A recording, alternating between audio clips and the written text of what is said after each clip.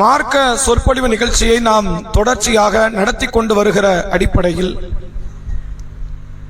கடந்த வாரத்தில் பேசப்பட்ட தலைப்பினுடைய தொடர் தகவலாக நியாய தீர்ப்பு நாள் என்கிற தலைப்பின் இரண்டாம் பாகத்தை, அதிலே நாம் மறுமை நாள் தொடர்பாக பல தகவல்களை அறிந்து கொள்ள இருக்கிறோம்.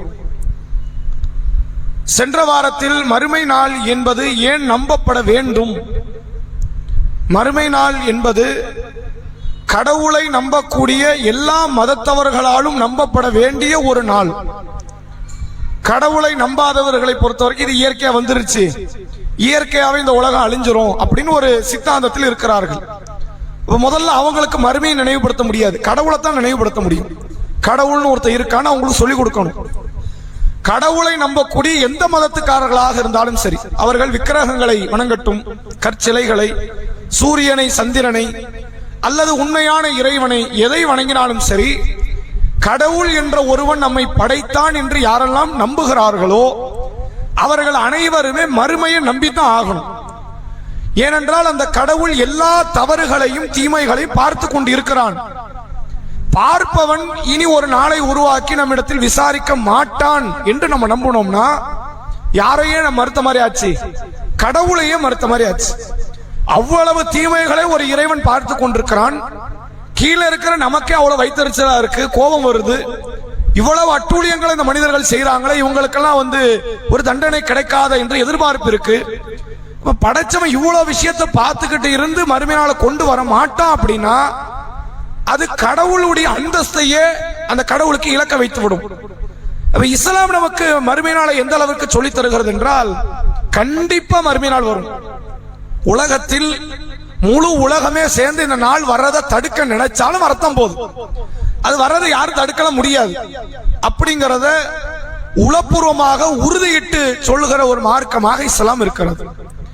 இதுல நமக்கு இன்னொரு கேள்வி என்னவென்று வரும் என்றால், நம்மெல்லாம் இறந்து மண்ணோட மண்ணாகவோ அல்லது சில பேரை எரித்தோ சில பேரை கடலில் கரைத்தோ எப்படி எல்லாமோ அழித்து விடுகிறார்கள்.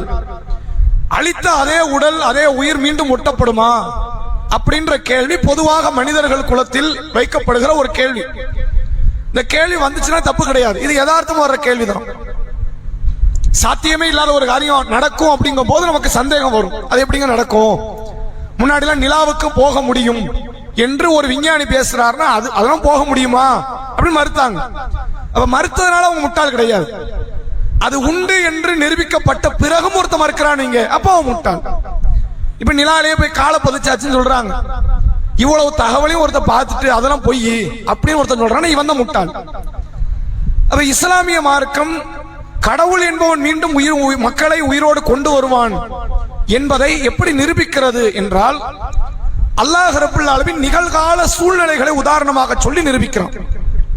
நான் முதல்ல படைச்சேங்கிறத நீ ஏத்துக்கிறியான்னு கேட்கிறான். ஆமா ஏத்துக்கிறோம், முதல்ல படைக்க தெரிஞ்ச எனக்கு ரெண்டாவது முறை படைக்கிறது கஷ்டமா லேசா அப்படின்னு அல்லாஹ் நம்மகிட்ட கேட்கிறான். அது மட்டும் இல்லாமல் உலகத்தில் எத்தனையோ பூமிகள் செத்து கிடக்குது, அதுல எந்த புற்பூண்டும் இல்ல, மலையை இறக்கி அந்த புற்பூண்டுகளை முளைக்க வைக்கிறதுனா அதை கொண்டு வர தெரிஞ்ச எனக்கு ஒன்ன கொண்டு வர தெரியாதான்னு கேட்கிறான். இப்படி எத்தனையோ அறிவார்ந்த தத்துவங்களை முன்மொழிந்து மறுமை வர்றது ஒண்ணு அறிவுக்கு பொருத்தம் இல்லாத காரியம்லாம் கிடையாது, அறிவார்ந்த காரியம் தான் என்று குர்ஆனில் நிரூபிக்கிற நிகழ்வையும் நம்ம சென்ற வாரம் பார்த்தோம். அது மட்டும் இல்லாமல் மறுமையை நம்பினா நமக்கு என்ன பெனிஃபிட்ஸ், மறுமைக்கு போறது ஒரு பக்கம் இருக்கட்டும், மறுமை வருது வரல ரெண்டாவது வச்சுக்குவோம். மறுமை என்ற ஒரு வாழ்க்கை ஒருத்தன் நம்பினாம்னா அவன் என்னென்ன வகையில் இன்பங்களை அடைகிறான், அவன் எவ்வளவு சோதனைகள் வந்தாலும் மனம் பாதிக்காது, ஏன்னா மறுமைன்னு ஒண்ணு இருக்கு அப்படின்னு அவன் நம்புவான். எவ்வளவு பிரச்சனை வந்தாலும் வன்முறையில ஈடுபட மாட்டான், ஏன் எனக்கு சொத்தே போட்டும்பா ஒன்னும் பிரச்சனை இல்லை, நான் மறுமையில போய் கேட்க போறேன்னு அவன் நம்புவான். அதனால்தான் இந்த நம்பிக்கையில் ஊறி திளைத்த இந்த மக்களுக்கு எதிராக எவ்வளவு பெரிய அசம்பாவிதத்தை இந்த கொள்கை எதிர்க்கக்கூடியவர்கள் செஞ்சாலும் சரி, இவன் வன்முறைக்கு போக மாட்டேங்கிறான். வேற எந்த ஒரு கூட்டமாக இருந்தாலும் சரி, நமக்கு வந்த பிரச்சனைகளை விட அவர்களுக்கு குறைவு, ஆனா வன்முறையில போய் நிக்கிறான். நாம நிக்கவும் மாட்டோம். ஏனென்றால் இந்த உலகத்தின் நீதிமன்றங்களும் நீதிபதிகளும் எங்களை கைவிட்டாலும் மறுமை என்ற நீதிமன்றமும் அல்லாஹ் என்ற நீதிபதியும் எங்களை கைவிட மாட்டான் என்று உளமாற நம்புகிறோம். அதனால தான் நம்ம தற்கொலைக்கு போக மாட்டேங்கிறோம், அதனால தான் நம்ம பைத்தியமாக மாட்டுக்கிறோம், அதனால தான் நாங்க வன்முறைக்கு போக மாட்டுக்கிறோம் என்பதை இந்த நாளை நம்பினதுனால மட்டும் இவ்வளவு பெரிய நன்மைகளை நாம் அடைந்து கொண்டிருக்கிறோம் என்பதை சென்ற வாரத்தினுடைய தகவல்களாக நாம பார்த்தோம். அதனுடைய தொடர்ச்சியாக இப்ப அதெல்லாம் மறுமை நம்ப மாட்டேன்னு சொல்றவங்களுக்கான ஒரு பாடம் அது, அல்லது உள்ளத்துல சந்தேகம் உள்ளவர்களுக்கான பாடம். இப்ப இந்த வாரத்திலிருந்து அடுத்து நம்ம பார்க்க போது, இப்ப நம்மளாம் மறுமை நம்புறோம், அதுல யாருக்கு எந்த மாற்றமும் இல்லை. மறுமை வரத்தான் போது, நம்ம அல்லாஹ் கிட்ட மாட்டதான் போறோம். அல்லாஹ் அவன் நாடி மன்னிச்சா உண்டு, இல்லைன்னு நமக்கு நரகம். அவ்வளவு தூரம் தெளிவா நம்ம நம்பி வச்சிருக்கிறோம். இந்த மறுமையை நம்பக்கூடியவர்களுக்கு இஸ்லாமிய மார்க்கம், குறிப்பாக குர்ஆனில் ஹதீஸில் மறுமை நெருங்கிருச்சுங்கிற தகவலை பல இடத்துல பதிவு வைக்கிறோம். நம்ம இதெல்லாம் கவனிக்க விட்டுட்டோம். மறுமை வரும்னு தெரிஞ்சு நமக்கு எது தெரியல, அது பக்கத்துல இருக்குன்னு தெரியல. நம்ம அதை எப்படி பார்க்கிறோம்னா, அது ஒரு 5000 10,000 வருஷம் கழிச்சு வரும், இல்ல அதையும் தாண்டி கூட வரும், 50,000 வருஷம் கூட கழிச்சு வரும் தான். ஆனா இப்ப வராது, அதுக்கெல்லாம் ரொம்ப கால அவகாசங்கள் எடுக்கும் அப்படின்னு தான் நினைக்கிற இடத்துல பல முஸ்லிம்கள் இருக்கிறாங்க. அப்ப அல்லாஹ் மறுக்கிறான். அப்படிலாம் கிடையாது, நீ அப்படி நினைக்காத, அப்படி கிடையாது. மறுமைங்கிறது பக்கத்துல தான் இருக்குதுங்கிறத குர்ஆனில் எத்தனை பல வார்த்தைகள் அல்லாஹ் சொல்றான் பாருங்க. சூரா அன்பியா 21வது அத்தியாயம் முதல் வசனம் அல்லாஹ் சொல்கிறான், இக்தரப லின்னாஸி ஹிசாபுஹும், மனிதர்களுக்கு அவர்களுடைய விசாரணை நெருங்கி விட்டது.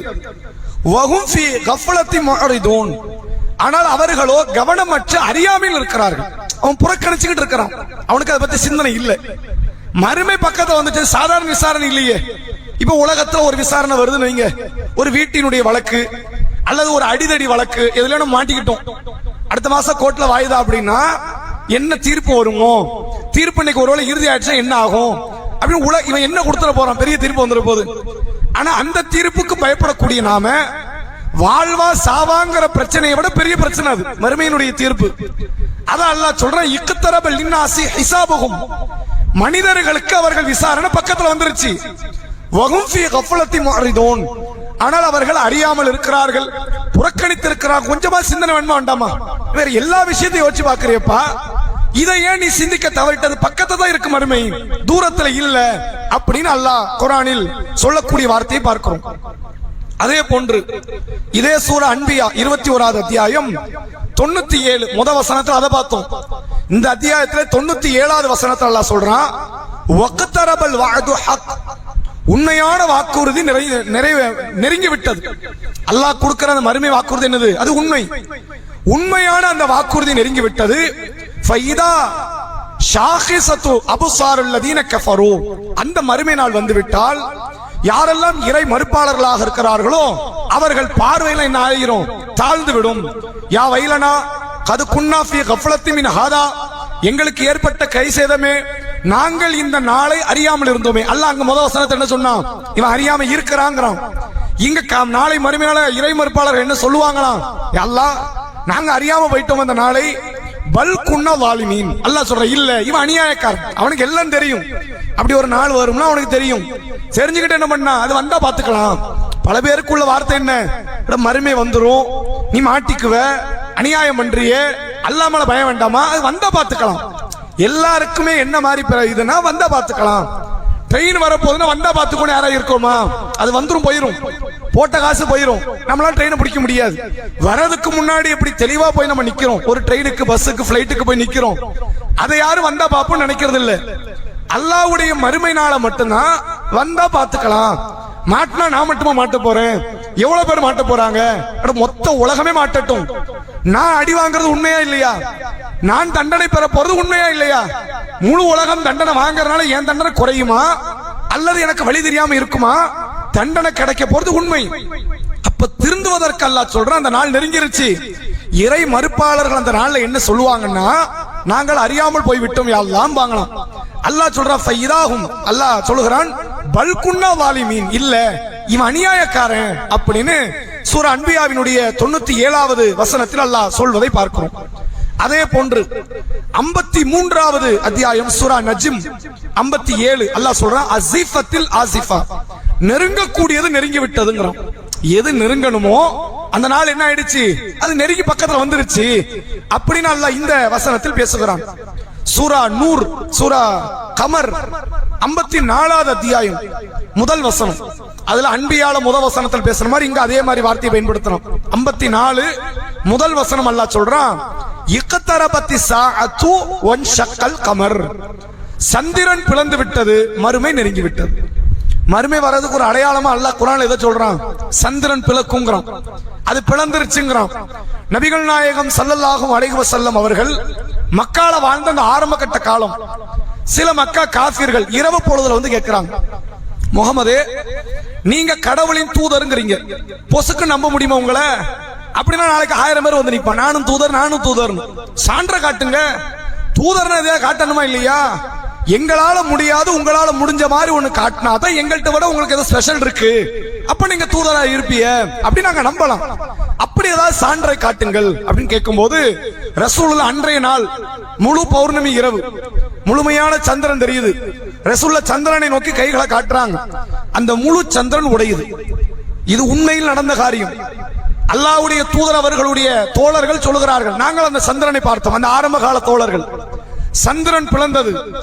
நாங்கள் பார்க்கும்போது ஒரு மலையினுடைய ஒரு பகுதியில ஒரு பாதியும் மறுபகுதியில் ஒரு பாதியும் அந்த சந்திரனை பார்த்தோம். ஒரு குறிப்பிட்ட நேரம் இருந்தது, பிறகு சந்திரன் ஒட்டி கொண்டது என்பதை அல்லாஹ்வுடைய ரசூல் அவர்கள் இந்த அற்புதத்தை நிகழ்த்தினார்கள் என்பதை நம்ம பார்க்க முடியும். இதை அல்லாஹ் குர்ஆன்ல சொல்றான், இக்தரபத்தி ஸாஅத்து வன்ஷக்கல் கமர். மறுமை நெருங்கி விட்டது, சந்திரன் பிளந்துச்சா? இது ஒரு அடையாளமா வச்சிருக்கிறோம். சந்திரன் பிளந்துச்சா அப்ப தெரிஞ்சுக்க மறுமை வந்துருச்சு. அதெல்லாம் ஒரு அடையாளம் என்பதாக குர்ஆனில் அல்லாஹ் பதிவிடக்கூடிய நிகழ்வை பார்க்க முடிகிறது. அதே போன்று 75வது அத்தியாயம் 34வது வசனத்திலே அல்லாஹ் சொல்லுகிறான், அவுலா லக ஃபஅவுலா, உனக்கு நெருங்கி விட்டது தெரிந்து கொள், உனக்கு நெருங்கி விட்டது. சும்மா அவுலா லக ஃபஅவுலா, பின்னரும் தெரிந்து கொள், உனக்கு நெருங்கி விட்டது, இன்னமும் உனக்கு நெருங்கி விட்டது. எது நெருங்கிருச்சு? உனக்கான மறுமை வந்துருச்சு. நீ எவ்வளவு அட்டூழியம் பண்ணாலும் எது வரைக்கும் பண்ணிட முடியும்? எத்தனை வருஷம்? ஒரு 1000 வருஷம் பண்ணுவியா? அல்லாஹ் குர்ஆன்ல சொல்றான். யூத சமுதாயத்தவர்களை குறித்து பேசுகிறான். யூதர்கள் ஒவ்வொருவரும் தங்களுக்கு 1000 ஆண்டுகள் வாழ்நாள் வழங்கப்பட வேண்டும் என்று விரும்புறாங்க. யாருக்கெல்லாம் அப்படி கொடுக்கல. குர்ஆன்லயே அல்லாஹ் உயர்வா பேசுற ஒரு ஆயுள் காலம் கொண்டவர் நூஹ் நபி. அவருக்கு எத்தனை வருஷம் தான்? 950 ஆண்டு காலம் வாழ்ந்தார் அப்படின்னு அல்லாஹ் சொல்றான். 1000 வருஷம் வாழ்ந்த மாதிரி குர்ஆன் எங்கேயும் இல்ல. யூதர்களுக்கு ஆசை அதுதானே. யூதர்களுக்கு எது ஆசை? ஒரு 1000 வருஷம் வாழ்ந்தா எப்படி இருக்கும் அப்படின்னு அவனுக்கு ஆசை.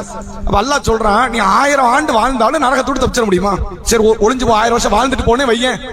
அப்படி 1000 வருஷம் நீ வாழ்ந்துட்ட, 1000த்துக்கு முடிவு இருக்கா இல்லையா? நீ சாகணுமா இல்லையா? செத்து மண்ணுக்கு வரணுமா இல்லையா? அப்ப மாட்டதானே செய்வ. நீ 2000 வருஷமே வாழ்ந்தாலும் என்கிட்ட மாட்டவே மாட்டியா? அப்ப இந்த 1000ங்கிறது நீ மறுமையோட ஒப்பிடும்போது அற்ப காலம், ஒண்ணுமே கிடையாது. அது இவன் 1000 ஆண்டுகள் வாழ நினைக்கிறான், ஏதோ நரகமே கிடைக்காது. நம்ம 60 வருஷத்துல நரகத்தை மறந்துடுறோம். 1000 வருஷம் வாழ கொடுத்தா என்ன ஆகும்? அல்லாவே மறந்துடும். அதான நடக்கும். நீ யார மறந்தாலும் மறக்கலைனாலும் வர்ற நாள உன்னால தடுத்துட முடியுமா என்று அல்லாஹ் கேட்கக்கூடிய வார்த்தை நம்மால் பார்க்க முடிகிறது. இதுவெல்லாம் திருமறை குர்ஆனில் மறுமை நெருங்கிருச்சு, இந்த பக்கத்துல வந்துருச்சு அப்படிங்கிற வார்த்தையை அல்லாஹ் சொல்லக்கூடிய நிகழ்வை பார்க்க முடியுது. ரசூலுல்லாஹ் இந்த மறுமையை குறித்து சொல்றாங்க, அது பக்கத்துல தான் இருக்கு, ரொம்ப தூரம்லாம் இல்ல அப்படிங்கிற மாதிரி சொன்ன ஒரு நிகழ்வை நீங்க பார்க்கலாம். சஹீஹ் புகாரி 4936வது நபிமொழி. நபிகள் நாயகம் ஸல்லல்லாஹு அலைஹி வஸல்லம் அவர்கள் சொல்கிறார்கள், இதை அறிவிக்கிறவர் ஸஹல் இப்னு ஸஅத் ரலியல்லாஹு அன்ஹு. அவர் பார்த்த ஒரு நிகழ்வை சொல்றார். அல்லாஹ்வுடைய ரசூல் அவர்கள், ரஅய்து ரசூலல்லாஹ், அல்லாஹ்வுடைய தூதரை நான் பார்த்தேன்.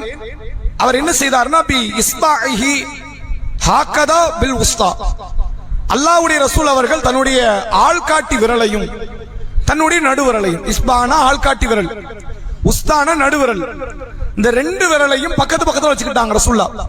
வைத்துக் கொண்டு ஒன்றை சொன்னார்கள். என்ன சொன்னார்கள் என்றால், புஇஸ்து வ ஸாஅத்து கஹாத்தைனி, நானும் மறுமை நானும் இப்படி அனுப்பப்பட்டோம் அப்படிங்கிறாங்க. நான் வந்துட்டாலே அது என்ன அர்த்தம்? இறுதி தூதர் வந்துட்டாலே இந்த மறுமை இங்க பக்கத்துல தான் இருக்குன்னு அர்த்தம். அல்லாஹ்வுடைய ரசூலே மறுமை நாளின் அடையாளங்களில் ஒருவர். ரசூலுல்லாஹ் நம்ம எத்தனையோ சிறிய அடையாளம் பார்த்திருக்கோம். விபச்சாரம் பெருகும், மது பெருகும், வேற வேற பாவங்கள்லாம் வரும், இதெல்லாம் நடக்கும், இதெல்லாம் சிறிய அடையாளம் பார்த்திருக்கிறோமே. நபியே மறுமை நாளின் அடையாளங்களில் ஒருவர். அதை இன்னொரு செய்தியில கூட நீங்க பார்க்கலாம். தமீமுத்தாரி என்ற ஒரு கிறிஸ்துவர், நபிகளார் காலத்தில் வாழ்ந்த ஒரு கிறிஸ்துவ சமுதாயத்தை சார்ந்த ஒரு நபர். யாரு? தமீமுத்தாரி. அவர் மதீனா நகரத்தில் தான் வாழ்ந்து கொண்டிருக்கிறார். அவர் கப்பலிலே பயணம் செய்து அதன் மூலமாக வியாபாரம் பொருளாதாரம் அப்படியெல்லாம் அந்த வியாபார சூழ்நிலையை அறிந்து கொண்டிருக்கிற ஒரு நபர். அவர் முகமது நபியினுடைய போதனை கேட்டிருக்காரு, இஸ்லாத்துக்கு வரல. அவருக்கு தெரியும் ஊர்ல இப்படி ஒருத்தர் தூதர்னு ஒருத்தர் வந்து உட்கார்ந்து இருக்கிறாரு, மக்கள் இருந்து வந்திருக்கிறாரு, அவர் இன்னென்ன மாதிரியான பிரச்சாரம் பண்றாரு அப்படின்றது தெரியும். ஆனால் இஸ்லாத்துக்கு வரல. ஒரு நாள் இவர் கடல் வழி பயணம் கப்பல்ல போய்கிட்டு இருக்கும்போது திடீரென்று புயல் காற்று வீசுகிறது, கப்பல் அங்கே இங்கே அலக்களிக்குது. திடீர்னு ஒரு தீவுல போய் நாங்க நிக்கிறோம். அந்த தீவுல சில மக்கள் நாங்கெல்லாம் இறங்கி நிற்கும் போது நான் ஒரு பிராணியை பார்க்கிறேன். அந்த பிராணி எப்படி இருந்துச்சுன்னா எது தலை எது பிட்டம்னு தெரியாது, உடம்பெல்லாம் முடி. இப்படி ஒரு பிராணி. இந்த கரடிக்கு முடி இருக்கும்ல, சிங்கத்துக்கு முடி இருக்கும், எங்க முடி இருக்குன்னு ஒரு அளவுகோல் இருக்கு. இது உடம்பு முழுக்க முடி இருக்கு. இது தலை எந்த பக்கம் இருக்கு, பிட்டம் எந்த பக்கம் இருக்குன்னு என்னால கண்டுபிடிக்க முடியல. அப்படி ஒரு பிராணி.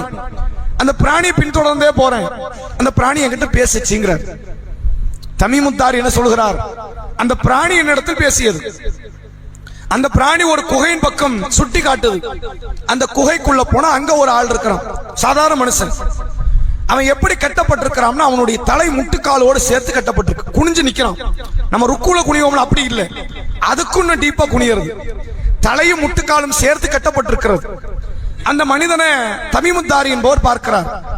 அப்ப அந்த மனிதன் பேச ஆரம்பிக்கிறான். என்ன சொல்றான் அப்படின்னா, நீங்க எங்க இருந்து வரீங்க? நான் இந்த அரபு குலத்திலிருந்து வரேன். அங்க ஒருத்தர் தூதரும் வந்துட்டாரு. எவ்வளவு டீடைல் பாருங்க. தூதர்னு ஒருத்தர் வந்துட்டாரா, போரெல்லாம் நடக்குது, ஆமா யுத்தங்கள் நடக்குது. அப்ப நான் வெகு விரைவில் நான் இங்க இருந்து வரக்கூடிய ஒரு நேரம் வரும். நீ யார் என்று கேட்கும்போது நான் தான் தஜ்ஜால் என்று அவன் பதிலளிக்கிறான். மீண்டும் கடல் பயணத்தை மேற்கொள்கிறார், மதீனா நகரத்துக்கு வருகிறார். ரசூலுல்லாஹ்ட்ட நடந்த தகவல்களை எல்லாம் சொல்லி இஸ்லாத்தை ஏற்றுக்கொள்கிறார் இந்த தமீமுத்தாரி. அல்லாஹ்வுடைய ரசூல் அவர்கள் அப்பதான் தஜ்ஜாலை பத்தி சில நாட்களுக்கு முன்னாடி பேசி வச்சிருக்காங்க. தஜ்ஜால் என்ற ஒருத்தர் இருக்கிறான், வரப்போறான், மோசமான சைத்தான் அவன் அப்படின்ற பல தகவல்களை சொல்லுகிறார்கள். அப்ப இந்த இடத்துல நீங்க பாருங்க, தஜ்ஜால் என்பவன் சொல்லுகிறான், தமீமுத்தாரி அறிவிக்கிறார். என்ன சொல்றாங்க? அவன் சொல்றான், தூதர்னு ஒருத்தர் வந்துட்டாரா? வந்துட்டாருன்னா அப்ப பிரச்சனை வந்துருச்சு, நெருங்கிருச்சு. அவர் வந்துட்டாருன்னா அடுத்து என்ன வரப்போகுது? நான் வரப்போற மறுமை நெருங்கி விட்டது என்பதை தஜ்ஜாலும் சொன்ன நிகழ்வாக ஹதீஸிலே நம்மால் பார்க்க முடிகிறது. அதே போன்று ரசூலுல்லாஹ் இன்னொரு அடையாளத்தை சொல்லி மறுமை நெருங்கி விட்டது என்பதை சொல்றாங்க. சஹீஹ் புகாரினுடைய 3346வது நபிமொழி. இந்த செய்தியை அறிவிப்பவர் யாருன்னா, நபிகளாரினுடைய மனைவிமார்களில் ஒருவர் ஸைனப் பின்த் ஜஹ்ஷ் ரலியல்லாஹு அன்ஹு. நபிகளாரினுடைய மனைவிமார்களில் ஒருவர் ஸைனப் ரலியல்லாஹு அன்ஹா. அவங்க அறிவிக்கிறாங்க. அவங்க என்ன சொல்றாங்கன்னா, நான் என்னுடைய அறையில இருக்கிறேன். நபிகளாருக்கான அறையில், அந்த ஸைனப்புக்கான அறையில் அவங்க இருக்கிறாங்க. ரசூலுல்லாஹ் ஒரு முறை வராங்க. அன்ன ரசூலுல்லாஹி ஸல்லல்லாஹு அலைஹி வஸல்லம் தகல அலைஹா ஃபரஅன். அல்லாஹ்வுடைய தூதர் அவர்கள் ஃபஸிஅன், ரசூல் ஸல்லல்லாஹு அலைஹி வஸல்லம் அவர்கள் என்கிட்ட வந்தாங்க. ஒரு கடுமையான பயத்தோடு வர்றாங்க, உள்ள நுழையிறாங்க. கடுமையான பயம் ரசூலுல்லாஹ். அப்படிலாம் நம்ம ரசூலுல்லாஹ் பயந்த மாதிரி நம்ம பார்த்தது இல்லை. அப்படி ஒரு பயத்துல ரசூலுல்லாஹ் வராங்க. வந்து சொல்றாங்க, யகூலு லா இலாஹ இல்லல்லாஹ். நபி அவர்கள் சொன்னார்கள், லா இலாஹ இல்லல்லாஹ், வணக்கத்திற்குரியவன் அல்லாஹ்வை தவிர வேறு யாரும் இல்லை என்று சொல்லிவிட்டு, வைலுல் லில் அரபி மின் ஷர்ரி கத் இக்தரப, நெருங்கிவிட்ட ஒரு கேடு அது அரபுகளுக்கு விளைய போகுதுங்கிறாங்க. ஒரு கேடு ஒண்ணு வந்துகிட்டு இருக்கு பக்கத்துல. யாருக்கு பெரிய பாதிப்பு? முதல் பாதிப்பு இந்த அரபுகளுக்கு அப்படின்னு ரசூலுல்லாஹ் சொல்றாங்க. ஃபுதிஹல் யௌமு மின் ரத்மி யஅஜூஜ் வ மஅஜூஜ். யஅஜூஜ் மஅஜூஜ் என்ற ஒரு கூட்டம். அந்த கூட்டத்தை பத்தி நம்ம தப்பும் தவறுமா தான் நம்ம மக்கள் நிறைய பேர் நம்பி இருக்கிறாங்க. அவன் குள்ளமா இருப்பான், விரல் சைஸுக்கு இருப்பான், கால் சைஸுக்கு இருப்பான்.